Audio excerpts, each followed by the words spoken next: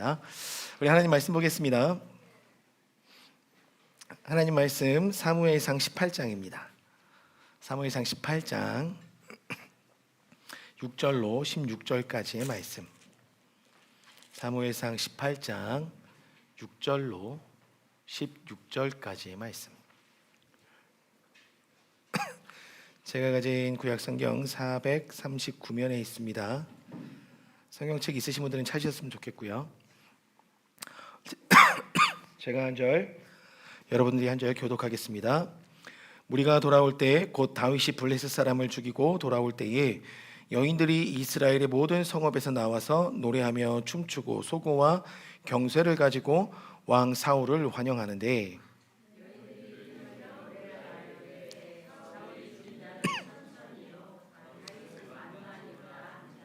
사울이 그 말에 불쾌하여 심히 노하여 이르되 다윗에게는 만만을 돌리고 내게는 천천만 돌리니 그가 더 얻을 것이 나라 말고 무엇이냐 하고,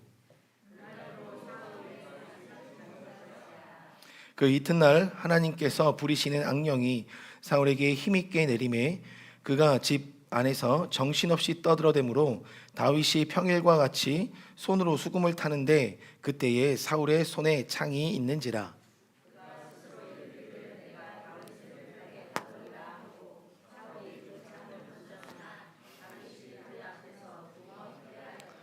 여호와께서 사울을 떠나 다윗과 함께 계심으로 사울이 그를 두려워한지라.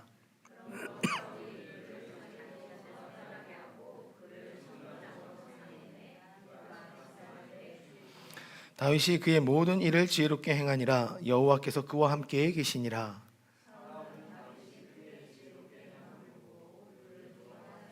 함께 읽겠습니다. 온 이스라엘과 유다는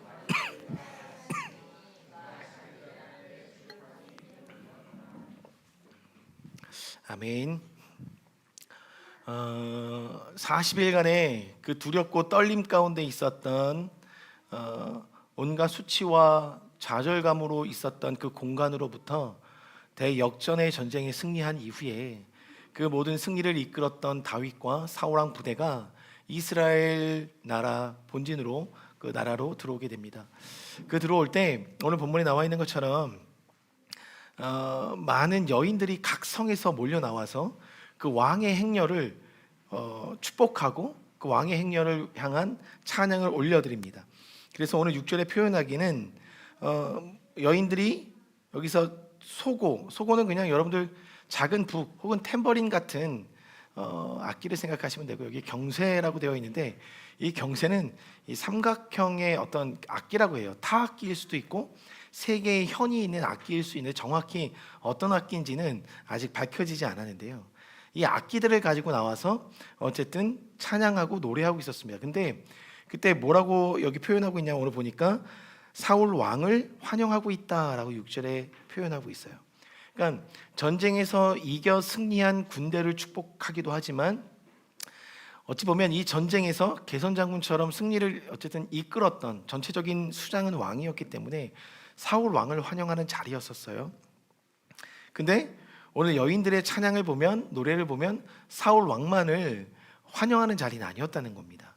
그리고 이스라엘 모든 전쟁에 참여했었던 군사들까지 포함해서 그들을 환영하고 있는 자리에서 사울은 천천히지만 다윗은 만만이었다라고 이야기하는 이야기를 사울이 듣게 됩니다. 그리고 나서 오늘 본문에 사울이 9절에 보면 그날 이후로 다윗을 주목하였다. 그러니까 다윗이 기름 부음 받은 다음 왕이라는 것도 사울도 알겠죠. 이만큼의 공적과 이만큼의 큰 업적을 이루어냈는데 하나님께서 내 마음에 맞는 다음 왕을 세우겠다라고 이미 사울 왕에게 선포하셨고, 그 가운데 갑자기 혜성처럼 등장한 한 소년이 있었는데 그 소년을 온 민족이 집중하고 있어요. 그러면 나 말고 그 다음에 왕 될 사람이 누가 있겠느냐라고 생각할 때 당연스레 사울 왕은 오늘 8절에 고백하는 것처럼 그가 더 얻을 것이 나라 말고 무엇이냐 하고 하면서 그때부터 다윗을 불쾌한 마음을 가지고 쳐다보기 시작합니다. 그래서 9절에 주목하였다라고 이야기를 해요. 근데 오늘 본문에 보면 여러분들이 좀 아셔야 될 게 두 가지의 주목이 좀 나옵니다. 12절로 15절의 말씀 우리가 읽었는데요. 그 말씀에 보면 사울 왕이 다윗을 주목하는 하나의 주목이 먼저 전제가 되어 있고, 또 하나는 15절에 13절에 보면 그가 이제 사울이 다윗을 천부장으로 삼고 백성들 앞에 출입하게 만듭니다. 그리고 나서 16절에 고백하기를 온 이스라엘과 유다는 다윗을 사랑하였으니 그가 자기들 앞에 출입하였기 때문이다. 그러니까 온 이스라엘과 유다 백성들도 다윗을 주목하고 있었다는 거예요. 오늘 이 본문에서는 두 가지의 주목이 나옵니다. 하나의 주목은 불쾌함의 근간을 둔 주목, 또 하나의 주목은 사랑의 관점으로 이끌어가는 주목, 두 가지의 주목이 오늘 본문에서 나타나고 있다는 거죠. 근데 저는 이 본문의 말씀을 좀 읽으면서 이 두 가지 주목이 참으로 중요하다고 생각됐던 이유는 오늘 이 주목이 사울 왕 그리고 일상을 살아가고 있는 이스라엘 백성들 사이에서 삶의 현장에서 삶의 자리에서 일어나고 있는 주목이었다는 겁니다.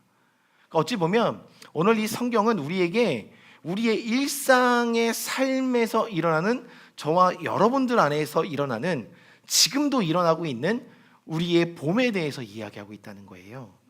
과연 우리는 무엇을 주목하고 오늘 하나님 앞에서 삶을 살아가고 있을까를 말씀하고 계신다는 거죠. 그렇게 해서 오늘은 좀 이 두 가지의 주목을 좀 살펴볼 건데, 먼저는 사울입니다. 사울의 주목의 시작을 보면 6절과 7절에 많은 무리들이 이제 축복하러 나왔을 때 그 축복의 내용, 그리고 그 노래의 내용, 그 환영의 내용이 사울의 마음을 불쾌하게 만듭니다. 여인들의 노래, 어찌 보면 사울 왕을 환영하고 있는 것 같은데 다윗을 더 높여주고 있거든요. 그러다 보니까 이 높임 가운데 불편함을 느낀 사울, 그 왕의 그 불쾌로부터 시작한 주목이 시작이 됩니다. 근데 여기서 우리 성도님들에게 좀 간곡히 권면드리는 것은 8절에 보니까 사울이 그 말에 불쾌하여 심히 노하여 이르되 다윗은 만만을 돌리고 내게는 천천만 돌리니 그가 더 얻을 것이 나라 말고 무엇이냐 하고 그날 이후로 사울이 다윗을 주목하였더라. 불쾌하였습니다. 그리고 다윗을 더 높이는 것 같은 이 환영식 자체가 자신 안에 이 분노가 일어나게 만들었다는 거죠. 제가 권면드리는 것은 여러분, 이러한 불쾌감의 마음을 오랫동안 방치해두지 마십시오. 어떤 상황과 환경과 관계 속에서 일어나는 불쾌감들 충분히 있을 수 있습니다. 계단에 올라오시다가 계단 붙어있는 스티커를 좀 보셨을 거예요. 계단에 올라오신 분들은. 오늘 우리 아침에 그날 저 스티커가 월요일날 예배 뒤인가 화요일날 붙여졌나? 그랬을 거예요. 근데 아이들이 이제, 저는 엘리베이터를 자주 이용하기 때문에 계단을 올라오지 않는데 아침에 아이들이 저한테 달려오는 거예요. 학교에서 이상한 게 붙어 있어요. 효성이랑 하원이랑 너무 심각하게 저 글을 보면서 저것을 떼야 되겠다 이렇게 생각을 하더라고요. 그래서 그냥 저도 떼다가 이게 그냥 뗄 수 있는 게 아니구나 그래서 내비뒀는데, 근데 오늘 아침에도 이제 온 친구들이 저것을 보고 은유랑 또 이렇게 주환이가 막 물을 뿌려가지고 막 계속 이렇게 떼내려고 하더라고요. 네. 같은 마음인 거예요. 저 문구가 만약에 우리 마음에 불쾌감을 주지 않았다면 그 누구도 저걸 떼려 하지 않았겠죠. 그러나 읽으면 읽을수록 저것이 우리의 마음을 불편하게 하고 불쾌감을 일으키고 있었다는 것을 우리의 행동을 통하여 드러나고 있다는 거거든요. 그러니까 이 마음들, 이 불쾌함의 마음들을 오래 방치해두면, 사실 저 글을 읽으면서도 어떤 생각이 드냐면 저분도 교회 다니는 사람이시구나, 성도님이신데 저 글을 붙일 수밖에 없었던 것은 어쨌든 지금의 교회를 향해서 갖고 있었던 그 불쾌한 마음들을 끝까지 하나님 앞에서 해결되지 않았기 때문에 그 마음들이 삶으로 표출된 거거든요. 그러니까 오히려 저는 그 글을 읽으면서 여러분들 틀린 말은 없지만 그 어순상, 문맥상 이렇게 말이 안 맞는 말들이 좀 있습니다. 그래서 이분도 그 불쾌함을 표현함에 있어서 오랫동안 이 마음을 갖고 있었구나라는 것들을 좀 볼 수가 있었어요. 방치해둔 결과가, 오늘 그 결과가 오늘 본문에 무엇을 말씀하고 있냐면 10절 오래가지 않았습니다. 방치해둔 그 마음, 심히 불쾌하여 엄청난 화를 갖고 있었던 그 마음을 이틀 동안 그 다음 날까지 갖고 있었던 그 결과는 뭐였냐면 하나님께서 부리시던 그 악령이 그의 마음 안에 강하게 임하였다라고 이야기하고 있습니다. 이 강하게 임하였다는 것은 그냥 악령에 사로잡혔다는 거예요. 그 마음과 그 삶이 아무런 영향이 없는 듯 보여도, 우리의 인생에 아무런 영향이 없는 듯 보여도 악령에 사로잡힌 자의 특징을 오늘 본문에서 보여주고 있다는 거예요. 어떤 모습을 보이고 있냐면 10절에 보니까 악령이 사울에게 힘있게 내림에 그가 집 안에서 정신없이 떠들어대므로 라고 이야기해요. 정신없이 떠들어댔다. 여기서 떠들어댄다라는 이 단어의 원어적 의미는 예언한다라는 의미를 갖고 있어요. 예언하다. 그러니까 예언하는데 어떤 것을 예언했냐면 10절에 보니까 그가 스스로 다른 사람들에게 선포한 건 아니지만 그 마음에 이르기를, 그 마음에 스스로 내가 다윗을 벽에 박으리라. 그 손에 창이 들려 있었거든요.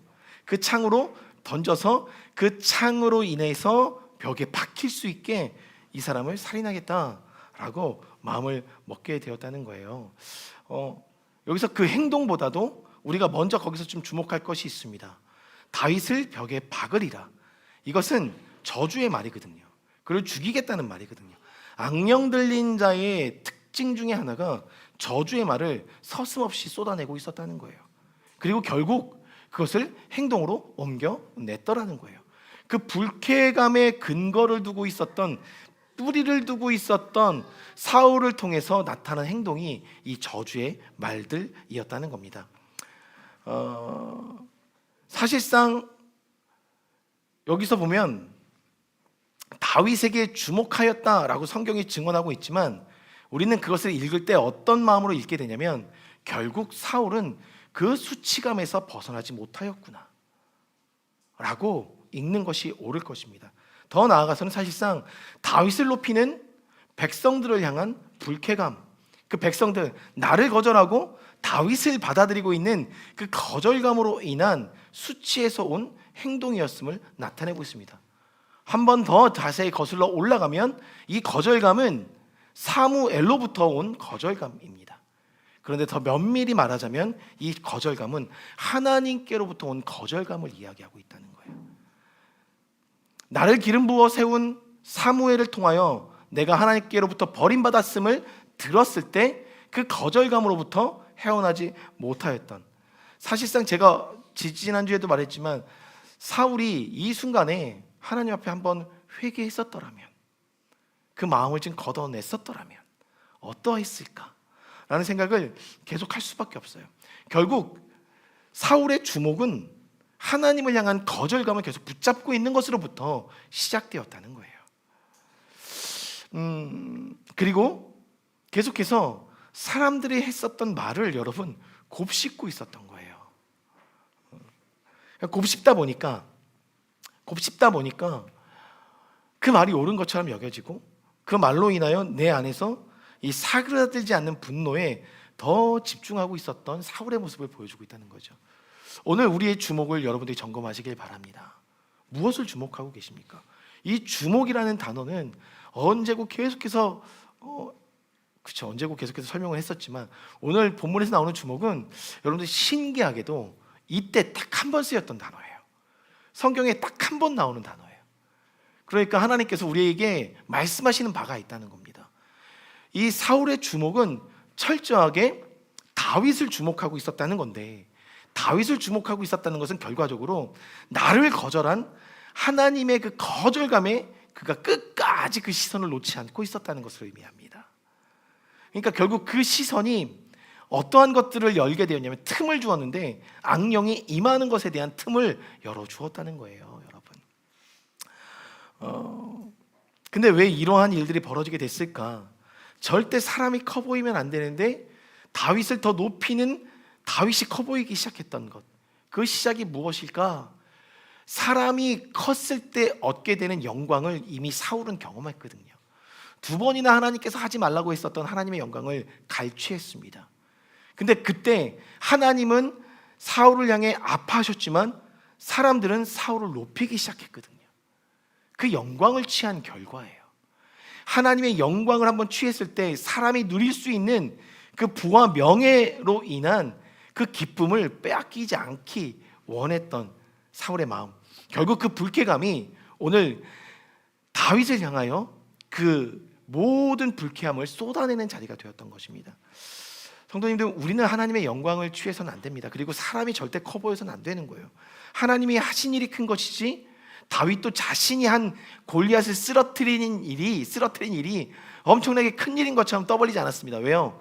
그런 싸움의 현장에서도 분명히 밝혔거든요. 나는 지금 이 순간에도 당신을 쓰러뜨릴 것인데 이 순간에도 나는 하나님의 이름을 붙잡고 나아간다라고 이야기했거든요. 근데 그 순간 많은 이들은 하나님의 크심을 보기보단 다윗의 큼을 보았다는 거죠. 여러분, 우리가 하나님의 영광을 빼앗아서는 절대 안 됩니다. 하나님은 그것을 원하고 있지 않아요. 하나님의 영광을 빼앗은 결과가 뭐냐면 큰 거절감과 수치감 속에 평생을 살아냈어야 했던 거예요. 왜? 하나님의 책망이 임하기 때문에, 하나님의 버림이 임하기 때문에 그것으로부터 헤어날 수 없었던 것입니다. 결국 틈을 열어주었습니다.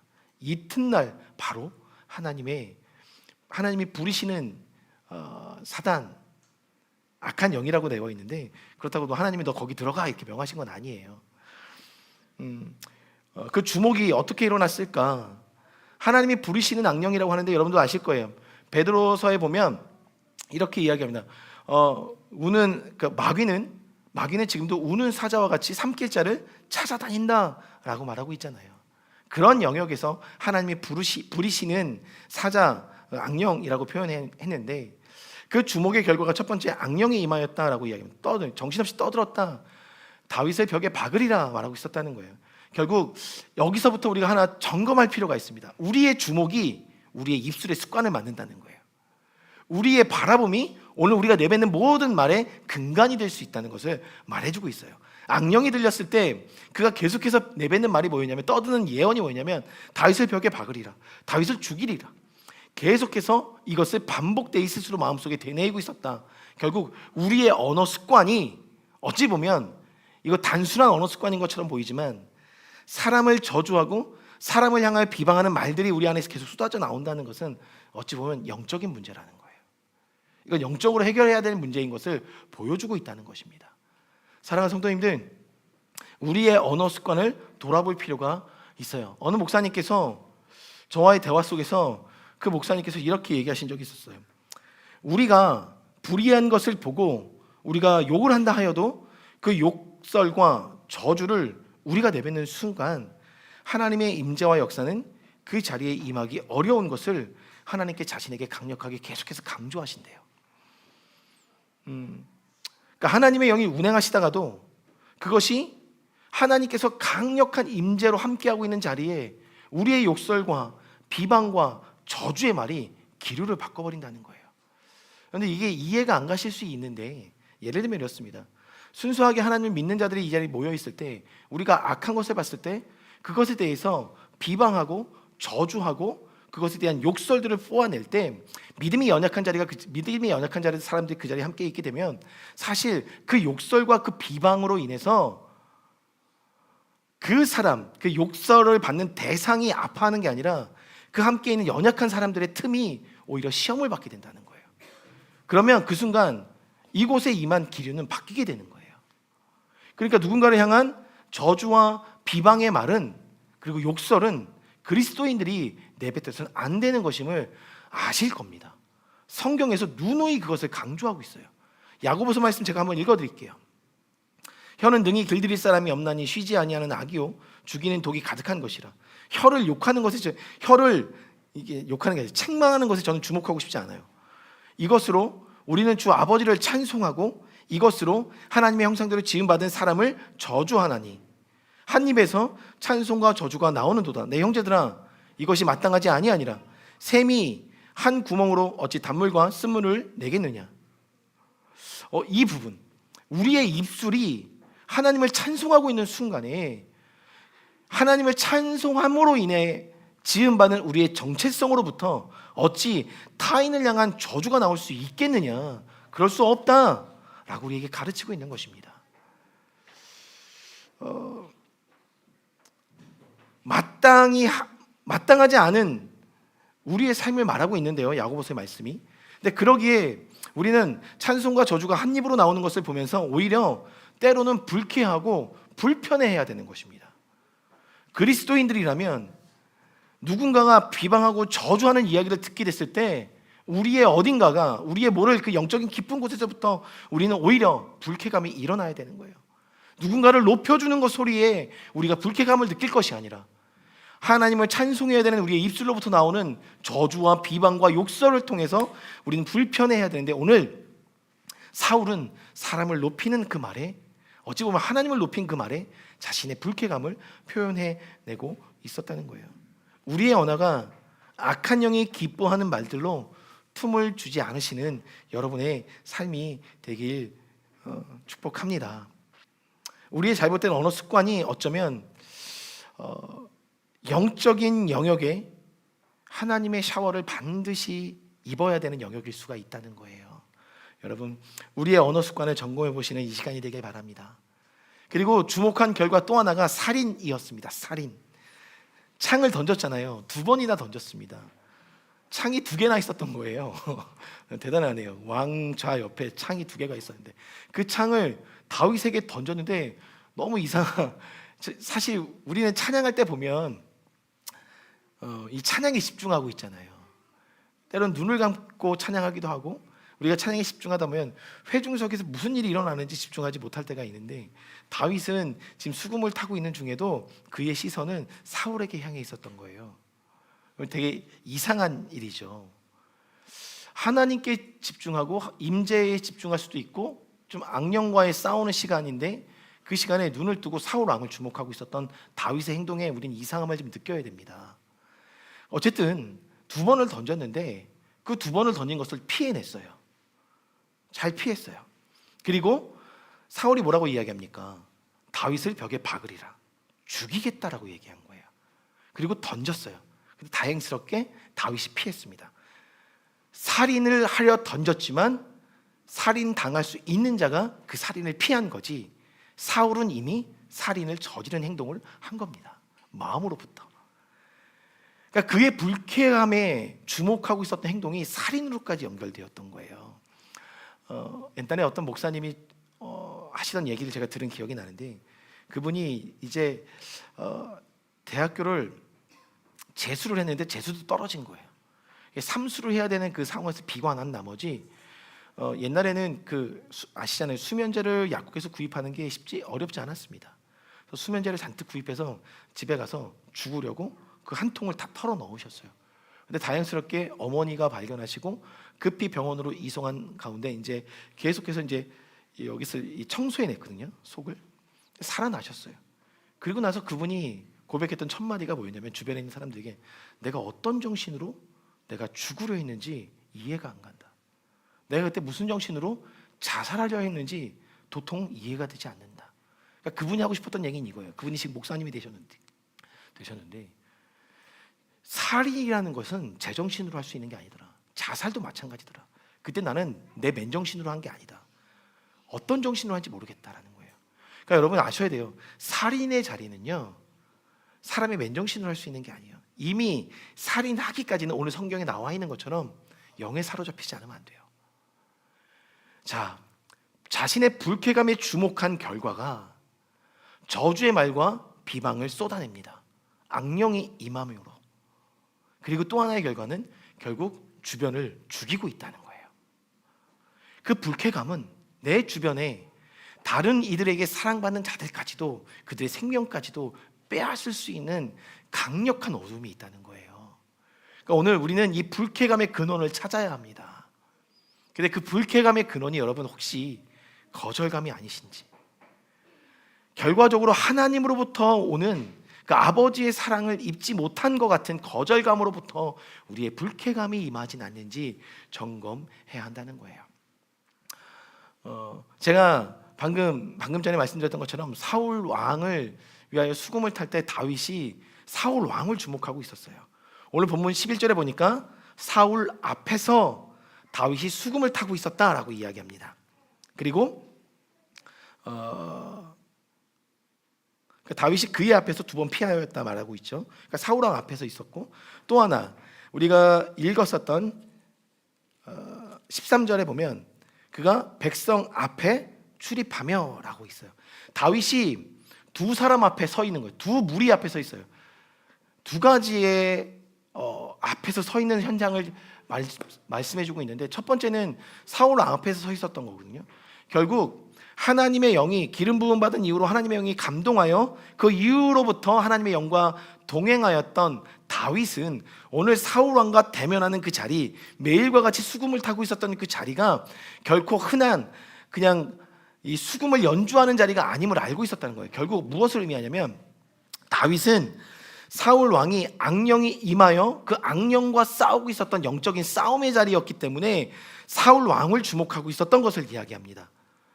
그리고 또 하나의 자리, 그러니까 영적인 싸움의 자리가 있고, 우리의 삶의 현장에 이 주목하는 자리에 영적인 싸움의 자리가 있고, 또 하나의 자리는 출입하는 자리가 있었다는 거예요. 백성들 앞에 출입하는 자리. 근데 그 출입하는 자리가 무슨 자리인가라는 거죠. 이 출입하였다라는 말의 의미는 그냥 이렇게 들어온다는 의미예요. 예수님께서 이 땅 가운데 오셨다 할 때 쓰는 히브리어 보라는 의미와 똑같습니다. 근데 이 보의 의미는요, 출입하다라는 의미가 갖고 있지만 어디를 출입하느냐가 중요한 거예요. 이 보라는 단어가 갖고 있는 의미 중에 하나가 가장자리라는 말이 있습니다. 가장자리. 그러니까 오늘 다윗은 온 이스라엘과 유다 사람이 있었던 가장자리, 달리 말하면 가장 낮은 자리, 그 낮은 자리로 출입하고 있었던 거예요. 그러니까 우리의 삶의 자리의 주목은 2 가지의 자리의 출입을 이야기하고 있다는 거예요. 하나는 싸움의 자리, 영적인 싸움이 있는 자리의 출입이 오늘 우리의 삶 속에 이루어지고 있고, 또 하나 반드시 낮은 자리를 우리는 출입해야 된다는 거예요. 하나님의 사람들은 가장자리, 가장 낮은 자리, 아무도 둘러보지 않는 구석의 그 자리로 나아가야 하는 삶인 것을 오늘 다윗이 보여주고 있다는 거예요. 다만 여러분들 꼭 기억하시길 바랍니다. 이 자리를 구분하셔야 돼요. 모든 자리를 싸움의 자리로 인식하기 시작하면 정말 우리의 사랑을 필요로 하고 우리의 섬김을 필요로 하고 있는 낮은 자리에 있는 사람들에게 우리는 그들에게 칼을 들이대는 싸움의 자리로 만들어버리는 아픔과 상처를 줄 수 있다는 거예요. 이 자리를 구분하지 않으면, 물론 영적인 싸움의 자리를 구분하여 나가야 되는 게 저와 여러분의 삶입니다. 어찌 보면 이 시간도 영적인 싸움이 우리 안에 일어날 수 있어요. 그러나 그와 동시에 이 자리에서 또 하나의 자리를 하나님께서 우리에게 명하시고 계신 것은 출입의 자리, 가장자리, 그것을 돌아보지 않으면 안 된다는 거예요. 여러분, 우리 모두는 다윗과 같은 예배자가 되길 원하지 않아요. 다윗은 이 2 가지의 자리를 포기하지 않았어요. 싸움의 자리, 섬김의 자리, 낮아짐의 자리, 그 자리를 포기하지 않았다는 거예요. 제가 다윗을 보면서 이놈이란다. 죄송합니다. 우리가 이런 말 표현하잖아요. 참 된 놈이네 라는 표현 되게 많이 하잖아요. 참 된 놈이네. 근데 제가 이 된 놈을 좀 쳐봤어요. 했더니 된 놈은 난놈이네. 난놈이라는 소리 많이 하잖아요.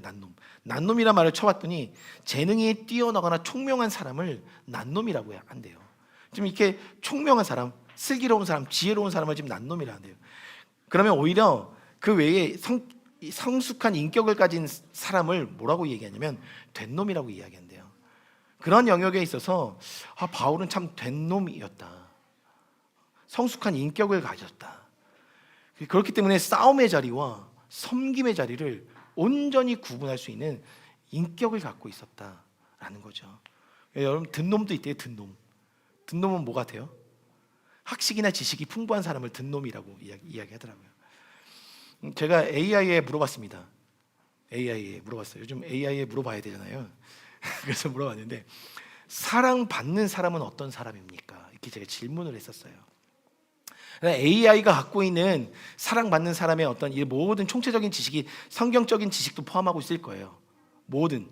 그리고 일반 사람들과의 관계 속에서 사람들 안에서 이야기되고 화자되었던 모든 기록과 이야기들을 총망라해서 AI가 이야기해 준 사랑받는 사람의 모습이 있더라고요. 이 전제는 이래요. 가장 사랑받는 사람에 대한 명확한 답은 없지만 일반적으로 사랑받는 사람들의 특징은 다음과 같습니다 라는 전제로 AI가 이야기하더군요. 그러면서 진심으로 자신을 사랑하는 사람, 그러니까 누군가를 사랑하려면 자기 자신을 사랑하지 못하면 누군가를 사랑할 수 없었음을 이야기하는 성경의 이야기에 근간을 두고 있는 거예요. 내 이웃을 내 몸과 같이 사랑하라 말씀하셨던, 그러니까 사랑받는 사람은 자신을 먼저 사랑하는 사람이래요. 그리고 또 하나는 배려심과 긍정적인 태도를 갖고 있는 사람, 솔직하고 진실된 사람, 유머 감각과 긍정적인 사고를 갖고 있는 사람, 타인을 존중하고 칭찬하는 사람. 여기서 보면 사랑받는 사람의 모습을 이야기해 줄 때 여러분, 이것이 누군가에게 계속 흘러가는 아름다운 마음을 갖고 있는 사람을 말해요. 자신 안에 이 불쾌감 속에 뭉쳐서 불쾌감 속에 갇혀서 살아가는 삶을 이야기하고 있지 않더라는 거예요, 사랑받는 사람이.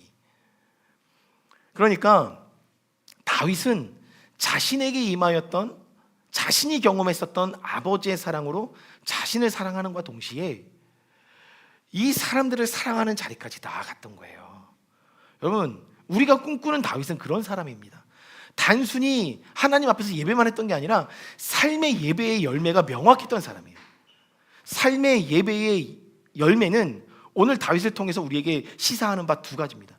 싸움을 할 줄 아는 자, 영적인 싸움을 할 줄 아는 자. 싸워야죠. 이겨야죠. 그러나 그 모든 것을 싸움으로 보지 않고 무엇으로 보느냐? 사랑의 관계로 보는 자. 그래서 제가 이제 이 출입하다, 이 보혜에 대한 의미를 지금 풀어볼 거예요. 나눌 거예요. 근데 이 의미를 나누면 다윗을 왜 사랑했는지 알 거예요. 여러분, 출입하셔야 됩니다. 여러분, 낮은 자리로 출입하셔야 돼요. 아무리 내 삶이 어렵고 힘들어도 출입하셔야 돼요. 그 출입이 여러분들 다윗과 같은 영성의 사람으로, 여러분들도, 제가 서두에 사실 오늘 이 말씀을 증거하면서 여러분은 사랑을 받고 싶으십니까? 아니면 두려움 가운데 살아가고 싶으십니까? 라는 질문으로 시작하려고 했어요. 누구나가 사랑을 받으며 살고 싶다라고 얘기하실 거예요. 다윗은 사랑을 받으며 살아간 사람이에요. 근데 여러분은 이 사무엘 이제 하루부터 시작해서 열왕기 서두까지 가보면 다윗의 삶을 보면 자식 농사 좀 잘못 지은 다윗의 모습을 좀 볼 수 있거든요. 저는 그러면서 진짜 다윗도 진짜 양육 정말 못했구나. 그때 정가은 자매를 만났어야 되는데 못 만났구나. 이런 생각을 하면서 보고 있지만 하나님은 명확히 이야기하셨잖아요. 우리아의 일 외에는 다윗은 내 앞에서 온전히 완전히 행하였다 라고. 그 기준이 무엇이었는지는 우리도 이제 계속해서 우리가 삶에서 연구하면서 찾아가야 되는 영역일 거예요. 하나님의 기준은 어디에 있을까? 그래서 제가 묵상하다가 하나 그냥 저 스스로가 그냥 깨우친 영역인데, 정답은 아니지만 적어도 다윗이 표현은 못했어도 마음속으로 계속해서 이것을 하나님께 갖고 나갔었던 삶이 있었지 않았을까라는 생각을 하는 거죠. 자녀들을 향해서. 왜? 본인도 막내였기 때문에 밖에서 굳은 일들 다 하고 있었고 표현할 수 없지만 묵묵히 살아냈었던 자신의 삶이 있었기에 자녀들한테 일일이 다 표현하지만 그 압살롬이 죽은 현장에서 혼자 슬피 울었던 다윗의 모습만 봐도 정말 아들을 사랑했지만 표현하지 못했던 아비의 모습이 분명히 있거든요. 이것을 하나님께 갖고 나갔었던 삶의 여정이 분명히 있었겠구나. 다만 이것이 행동과 말로 자녀들에게 표현되지 못했던 다윗의 연약함은 분명히 있었겠구나. 그 모습을 하나님 보지 않았을까라는 생각을 저는 좀 하게 됐어요. 이 출입하다 보라는 이 원어적 의미를 좀 우리가 좀 살펴보길 원합니다. 출입한다, 출입하셔야 됩니다, 여러분들. 출입하셔야 되는데 이 출입하다의 의미가 뭐냐면 인간에게 나타나신 하나님을 의미할 때 이 출입하다라는 이 말을 씁니다. 그러니까 영으로 계신 하나님께서 하나님의 자녀들을 돌보심의 의미가 이 출입에 있어요. 이 보라는 의미에 있어요. 영이신 하나님께서. 근데 영이신 하나님께서 여러분의 인생 가운데 나타나셨어요. 말씀하셨어요. 그 말씀을 왜 하신 겁니까? 가르치시는 거예요. 하나님이 우리의 인생 가운데 나타나셨다는 것은 성경 어디를 봐도 명확하게 나타납니다. 하나님의 뜻을 계시하실 때, 하나님의 마음을 드러내실 때, 하나님의 길을 가르치실 때 나타나십니다. 출입하였다는 것은, 다윗이 백성들에게 출입하였다는 것은 백성들에게 가르친 거예요. 무엇을? 삶을 가르친 거예요. 이 낮아짐의 삶을 가르쳤던 겁니다. 그러니까 저 밑바닥 인생을 살아가고 있었고 힘들고 어려웠었던 그들의 인생 가운데 저 높디 높아서 우리를 거들떠보지도 않을 것 같은 왕과 같은 명성과 신분을 갖고 있는 저 천부장이 우리들에게까지 왔다? 우리들에게까지 내려왔다? 이것이 이들에게 길을 알려준 거예요. 하나님의 길을 알려준 거예요. 길이 없었고 살아갈 수 없을 것 같았는데 우리를 돌보는 이가 있구나, 우리를 무심코 지나가지 않고 살피는 이가 있구나, 이것이 출입의 의미예요. 그러니까 이들은 이 다윗을 사랑할 수밖에 없었던 거예요. 사랑받고 싶으십니까? 출입하셔야 돼요. 그리고 사랑받고 싶어서 출입하는 게 아니라 우리는 사랑받을 존재이기 때문에 출입해야 되는 거예요. 그게 하나님의 성품이기 때문에. 하나님의 성품에는 불쾌가 없어요. 불쾌는 하나님의 성품이 아닙니다. 하나님의 성품 안에 있는, 하나님의 속성 안에 있는 그 사랑을 취하려면 우리는 출입하는 인생을 살아야 한다는 거예요.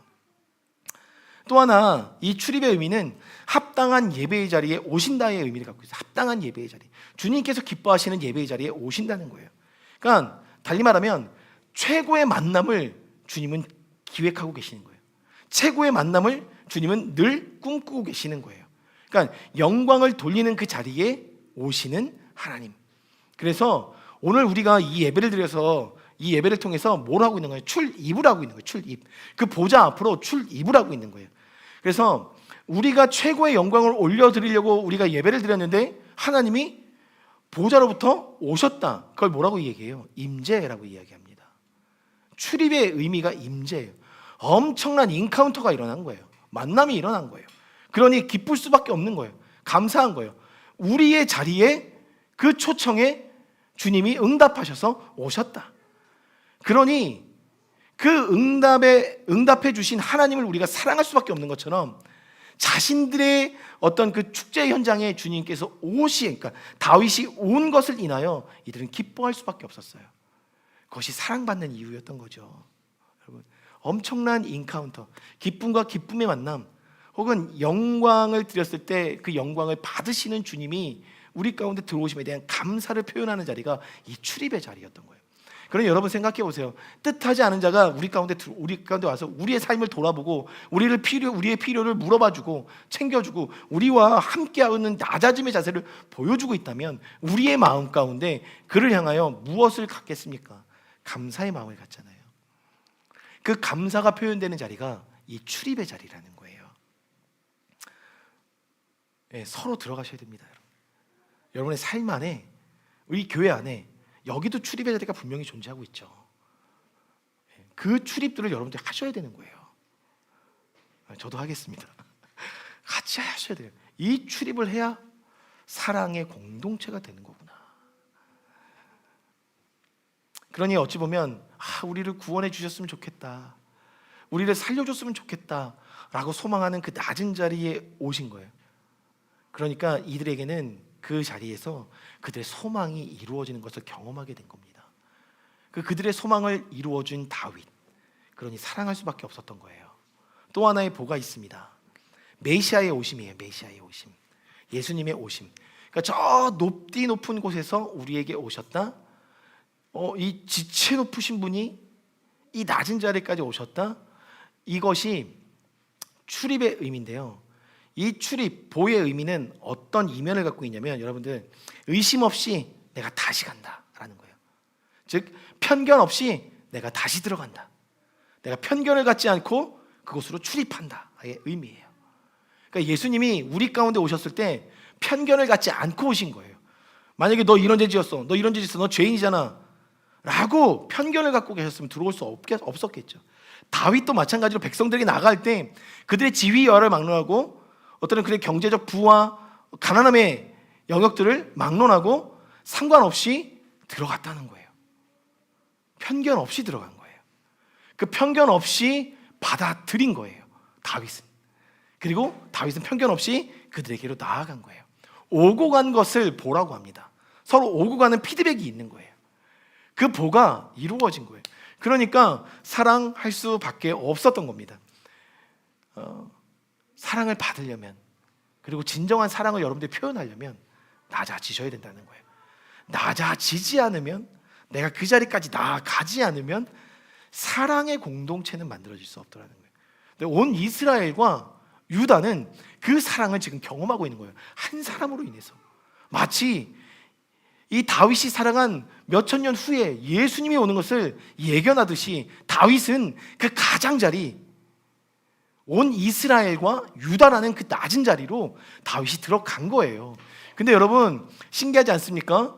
굳이 여러분들 잘 보시면 아시겠지만 이 성경 사무엘상 하는 사무엘이 썼다고 알려져 있는데요, 사무엘은 이 이전에 죽었습니다. 하를 쓰지 못하고 상에서 죽습니다. 그런데도 하까지도 사무엘이 썼다고 이야기해요.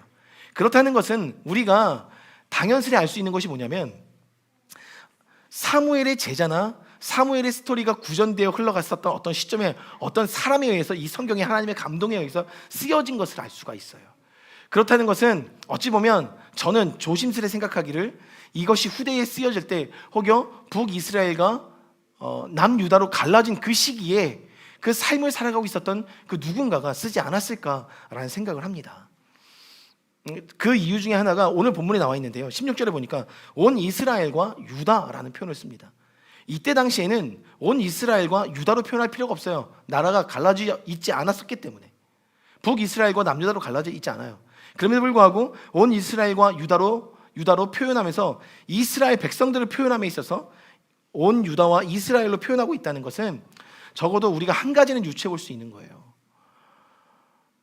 나라가 분열된 시대에 살고 있었어도 북이스라엘에서도 남유다에서도 유일하게 사랑하는 존재로 한 사람이 존재하고 있었다는 거예요. 그게 다윗이라는 겁니다. 나라는 나뉘어졌지만 다윗을 향한 그들의 마음, 그 민족적인 마음은 분열되었어도 항상 한 마음으로 갖고 있었다는 거예요. 그만큼 존경받기에, 사랑받기에 합당한 인물로 다윗이 자리하고 있었어요. 그러니까 하나님도 어찌 보면 내 마음에 합한 사람이다 라고 최고의 칭찬을 아끼지 않으셨을 거예요. 근데 이신점심이라고, 물론 사람과 사람 사이에 통하는 게 이심점심이지만 하나님이 그렇게 보셨던 그 관점을 사람들도 보고 있었다는 거예요. 그러니까 하나님 보시기에 아름다운 사람은 사람 보기에도 굳이 이야기하지 않아도 아름답더라는 거예요. 하나님 보시기에 너무 아름답다 내 스스로가 생각하고 있어도, 내 스스로가 자화자찬하고 있어도 이 강지훈이 여러분들이 보시기에 아름답지 않은 모습들이 있잖아요. 그렇잖아요. 왜 그래요? 그런 모습이 있잖아요. 그렇다는 건 제가 하나님을 사랑하지만 사랑하면서 열매로 드러나야 되는 삶의 영역들이 아직 훈련되지 않았던 거예요. 하나님은 완벽하시지만 내가 완벽하지 못한 거죠. 근데 이스라엘 백성들이 볼 때 적어도 하나님이 아름답게 보셨던 다윗의 모습을 이스라엘 백성들도 고스란히 갖고 있었다는 거예요. 다윗을 향해서. 얼마나 훌륭한 삶이었습니까? 대단한 거죠. 말씀해 주신 결론을 좀 맺고자 합니다. 제가 오늘 이 말씀을 보면서, 이 말씀을 지금 일주일 동안 보면서 참 지금 신기했던 것 중에 하나가, 참 아무것도 아닌데 사울이 주목하였던 그 불쾌함의 삶을 표현하는 절수보다 다윗이 사랑받았다라고 이야기하는 절수가 비율적으로 엄청나게 적습니다. 5대1이에요. 5대1 정도가 돼요. 그러니까 불쾌함에 주목하였던 삶을 더 많이 표현해주고 있고, 그 사랑함에 주목하고 있었던 삶은 단 2절 정도밖에 할애하지 않았어요. 우리의 인생이 흡사 그럴 수 있습니다. 지금 나의 삶이 그럴 수도 있겠다는 생각이 드는 거예요. 우리가 주목하는 것이, 불쾌함에 주목하는 것이 더 커 보일 수가 있겠구나, 우리의 인생이. 그러나 저 가장자리에서는 아직도 사랑이 피어오르고 있는 것을 우리가 보지 못하고 있구나. 우리의 주목이 바뀔 필요가 있더라는 거예요. 우리의 주목함이 이제는 나 자신의 불쾌함에 더 집중할 게 아니라 그 가장자리에서 일어나길 원하셨던 하나님의 그 작은 그 스파크와 같은 일들, 그 마중물과 같은 일들, 그래서 그것이 샘을 이루고 그것이 터져서 온 민족을 적시기까지 예수라는 사람이 태어난 것을 아무도 주목하지 않았지만 동방박사가 주목했던 것처럼 그 작은 방울 하나하나가 큰 강을, 큰 바다를 이루는구나. 어찌 보면 여러분, 우리의 삶이 여러 가지 삶의 문제로 어려운 가운데 있을지 모르겠습니다. 우리는 또 그것을 또 싸워내고 있을지 몰라요. 그러나 우리의 삶에 적어도 5분의 1은 10분의 2는 이 작은 것을 살아내야 돼요. 그래야 이것이 큰 물결을 이루는 힘이 될 것입니다. 그래서 예수님이 오신 거잖아요. 다윗의 출입은 예수님의 오심을 예견하고 있는 거예요. 예언하고 있는 거예요. 여러분, 우리의 출입이 예수님의 오심을 예언하고 예견하는 출입이 되기를. 그래서 세상 사람들은 오늘 주목할 것입니다. 네, 주목할 거예요. 여러분들의 그 작은 출입을. 그리고 언젠가는 이 민족이 분열되어 있지만 분열된 민족 안에서도 모두가 한 목소리로 낼 수 있는 출입을 이뤄내는 자들이 일어날 것입니다.